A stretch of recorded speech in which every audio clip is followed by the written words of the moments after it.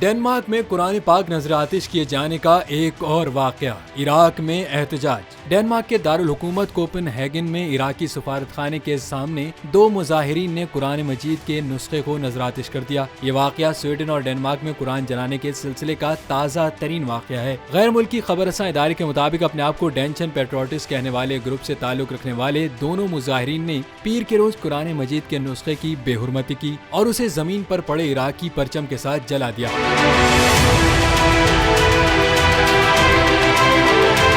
واقعے کے فوراً بعد عراق کی وزارت خارجہ نے یورپی یونین میں شامل ممالک کے حکام سے مطالبہ کیا کہ وہ نام نہاد اظہار رائے کی آزادی اور مظاہرے کے حق پر فوری طور پر نظر ثانی کریں۔ ڈنمارک کی وزیر خارجہ لورس لوکے راسموسن نے اسے چند افراد کی طرف سے احمقانہ فعل قرار دیا۔ انہوں نے کہا کہ قرآن پاک اور دیگر مذہبی کتابوں کی توہین کا کوئی اور مقصد نہیں ہے سوائے اشتعال انگیزی اور تقسیم پیدا کرنے کے۔ تاہم انہوں نے یہ بھی کہا کہ ڈنمارک میں مذہبی کتابوں کو جلانا جرم نہیں ہے۔ ڈنمارک اور سویڈن کی جانب سے قرآن پاک نذر آتش کرنے کی اجازت کے بعد پورے ایران اور عراق میں مظاہرے جاری ہیں۔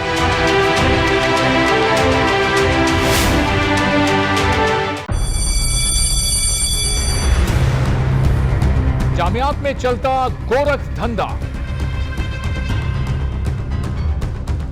نوجوانوں کے مستقبل سے کھیلنے والی کالی بھیڑوں کے آگے حکومت اور انتظامیہ مکمل بے بس۔ مستقبل کے معماروں کے تحفظ کے لیے بول نے اٹھائی آواز، صحافتی فرائض کو نبھاتے ہوئے پہنچائی ہر خبر عوام تک، بڑے اسکینڈل سے جڑے تمام حقائق رکھے عوام کے سامنے، کیونکہ بول ہے پاکستان کا نمبر 1 نیوز چینل۔